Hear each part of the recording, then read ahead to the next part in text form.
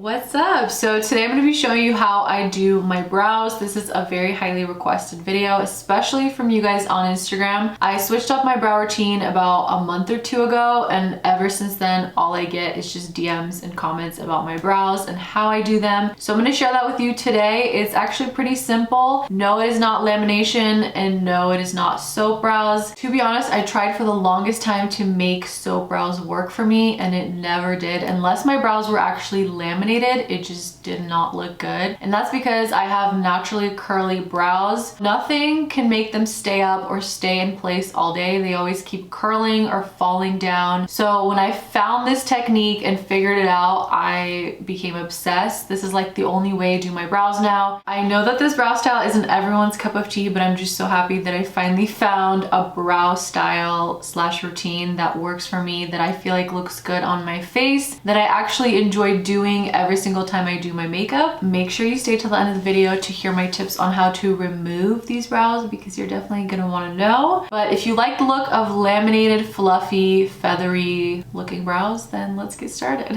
Okay, I'm starting off with no makeup. You definitely want to do this first before you put on your makeup, because you will see once we are done with the brows, you are going to want to clean up around it. And if you put makeup on and then do your brows, it's just going to create a hot mess. So definitely start with your eyebrows first. For this type of brow routine, you definitely need a really good spoolie. I really like this one. This is the Sigma E80. It's a pretty dense spoolie compared to like a disposable one. So get yourself one that's a little more on the denser side so you can really brush your brows and get into every little hair. Now for the star of the show, you are going to need the Got2b Glue Styling Spiking Glue. This stuff is no joke. Super cheap though. You can get it on Amazon. That's where I got mine. I'll link it below. But this is the product that you are going to need for this specific brow routine. I'm telling you, this works amazing if you have curly and unruly brows like mine that just do not want to stay up. I love this stuff. This is what changed my entire brow routine. So this is what you're gonna need, and some water or a setting spray. Today I'm gonna use the Morphe Continuous Mist, just something to get the spoolie wet a little bit. You're gonna take the spiking glue and onto your spoolie, and this is how much you're gonna put on. I feel like that's even too much, but this is how much you need on the spoolie. Super small amount. Whole bottle will last you a lifetime, because this is literally all you need for one brow. I'm also going to give it a quick spritz with some setting spray. The reason I like to do this is because this glue dries pretty fast, so having some sort of water on it will give you time, especially if you're starting out with this product. It'll give you some time to really shape the brow without having to rush through it. So you're going to start, I'm going to do one brow first, that way we can compare the two when I'm done. You're going to start by just brushing the glue through your brow. Make sure you get every little hair, but you're gonna start brushing up. So once you have all the hairs fully coated, you're gonna wanna brush the way you want them to dry. So if you really want them to stick straight up, go ahead and brush them straight up. I kind of like mine to sit like straight, but at an angle going that way. That way it's not like super long hairs. It looks a little bit more natural. Once you feel like you have your shape, you're gonna start pushing down. And I try to do this pretty quick, because once you start pressing, it starts drying even faster. You're just gonna go through and push the hairs to sit against the skin. This is gonna feel really weird at first, but I promise you it's gonna look bomb at the end. And this will keep your brows in place all day long.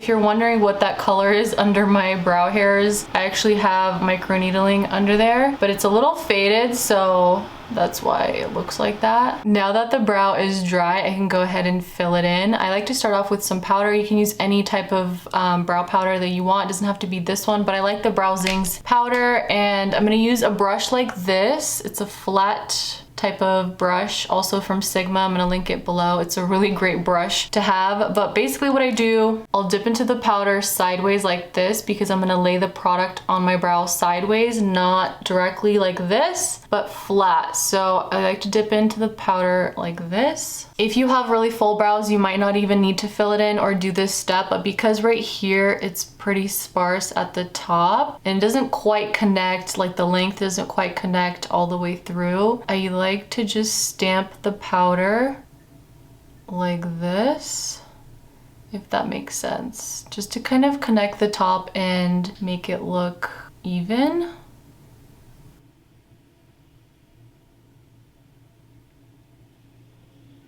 So that's pretty much all I do with the powder. I fill in only the top part of the brow, and the rest I'm going to fill in using a brow pen, something like this. This is one of my favorite brow pens. This is the Brow Blade from Urban Decay, and the shade that I'm going to use is Brown Sugar. It's a pretty neutral shade if you're like a light brunette or a blonde, and it's just like a felt tip type of pen, super thin, great for creating those fake brow hair strokes. You totally can fill the rest in if you have any sparse areas with like a brow pencil, but I feel like it's more natural this way if you do it with a brow pen and just draw on individual brow hairs. So that's what I'm gonna do. I'm gonna draw on individual hair strokes.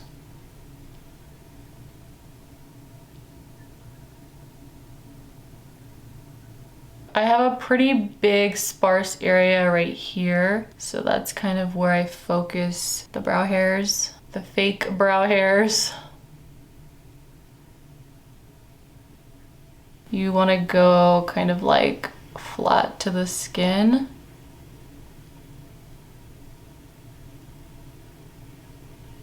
I'm actually gonna go ahead and clean it up a little bit. You can do this because I am gonna put on makeup afterwards and a little bit of eyeshadow, so I like to just kind of clean it up and then drag the concealer downward. If you want more of a natural looking brow, you can skip this step, but sometimes I like to do this just to kind of make it look neater.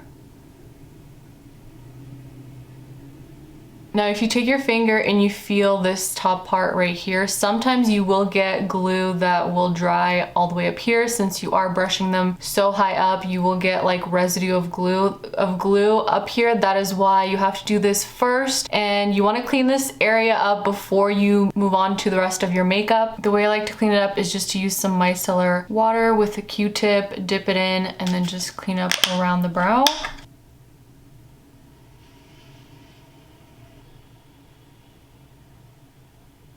Okay, so there we have one brow completely done. I love this method. Here's a great before and after, so you can see the difference. But I feel like this allows me to have the big bushy brow of my dreams, because as you can see, my natural brow is not thick at all. And I've always wanted to have thicker brows, but I just didn't know how to do it, and soap just wasn't working for me. And my hairs barely grow, so this is like a great way to make your eyebrows look thicker, fuller, fluffier. Okay, I'm in the middle of doing my other brow, and I just remembered that I forgot to tell you guys that when you brush it up and before it fully dries, like there are some hairs that are uneven or like too long. You can go ahead and trim them. I did have one like right here. The reason I didn't mention that earlier is because mine are already pre-trimmed, because I've been doing this brow routine for a while now. But if this is like your first time, then go ahead and just take some scissors and trim the top hairs. That way they're not crazy long and don't look weird.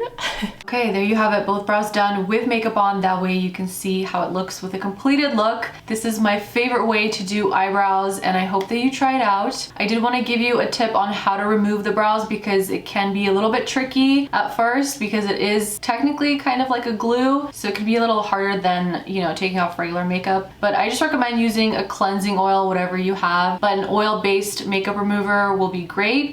Just kind of pat it, let it soak in, and then rub it right off. This will not, you know, make your brows fall out or anything like that. I've been using this product for about 2 months now, and nothing crazy has happened to my brows. They haven't fallen out. I just have to tell you guys, because I know people will ask. They do make your brows a little bit dry, especially if you do this every single day, which I don't. I only do this brow routine if I'm putting on makeup, to be honest. But nothing crazy has happened. They're not gonna make your brow hairs fall out, don't worry. Also, if you like this makeup look, I do have a tutorial on it. It's called the all matte makeup look. I do this look a lot. This is kind of like my go-to look. But yeah, I have a tutorial on it, so I'll link it somewhere here or in the description box. I feel like I'm gonna be doing my brows like this for a while. I just love the outcome of it. I've always wanted to achieve this specific brow look, and now that I have, I don't think I'll be switching it up anytime soon. So let me know if you try it out. Thank you guys for watching, and I'll see you in my next video.